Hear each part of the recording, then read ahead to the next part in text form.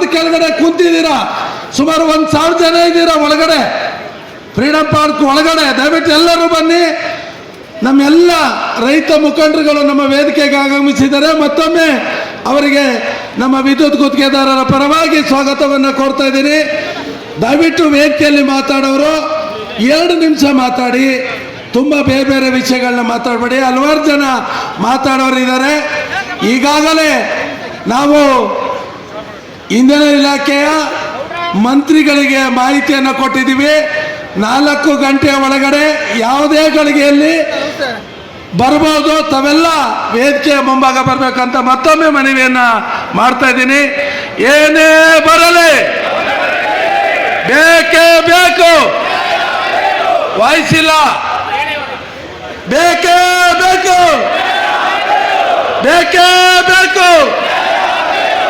ಎಲ್ಲಿಯವರೆಗೆ ಹೋರಾಟ? ಬೇಕೇ ಬೇಕು, ಬೇಕೇ ಬೇಕು. ವಿದ್ಯುತ್ ಗುತ್ತಿಗೆದಾರರ ಸಂಘಕ್ಕೆ, ವಿದ್ಯುತ್ ಗುತ್ತಿಗೆದಾರರ ಸಂಘಕ್ಕೆ. ಟಾಟಾ ಕಂಪನಿ ಪ್ರೈವೇಟೈಸೇಷನ್ಗೋಸ್ಕರ ಹಾಗೂ 150 ಕಿಲೋಮೀಟರ್ವರೆಗೂ ಕಾಂಟ್ರಾಕ್ಟರ್ ಅಸ್ತಿತ್ವ ಉಳಿಸೋಕ್ಕೆ ಇವತ್ತು ನಾವು ಕರ್ನಾಟಕ ರಾಜ್ಯ ಗುತ್ತಿಗೆದಾರ ಸಂಘದಿಂದ ತೀವ್ರ ಹೋರಾಟವನ್ನು ಪ್ರತಿಭಟನೆಯನ್ನು ಆಯೋಜನೆ ಮಾಡಿದ್ದು. ರಾಜ್ಯದ ಮೂಲೆ ಮೂಲೆಯಿಂದ ವಿದ್ಯುತ್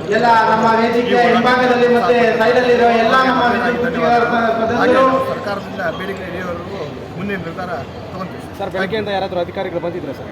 ಬೇಡಿಕೆಯಿಂದ ಇನ್ನು ಬೆಸ್ಕಾಂ ಅಧಿಕಾರಿಗಳು ಅಥವಾ ಕೆಮಿಕಲ್ ಅಧಿಕಾರಿಗಳು, ಉನ್ನತ ಅಧಿಕಾರಿಗಳು ಬರ್ತೀನಿ ಅಂತ ಹೇಳಿದ್ದಾರೆ. ಅದಕ್ಕೋಸ್ಕರ ವೇಟ್ ಮಾಡ್ತೀವಿ. ನಮ್ಮ ಹೆಸರು ಹೇಳಿ ಸರ್. ಹರೀಶ್ ಪಾಟೀಲ್, ರಾಜ್ಯ ಉಪಾಧ್ಯಕ್ಷರು, ಬೆಳಗಾವಿ.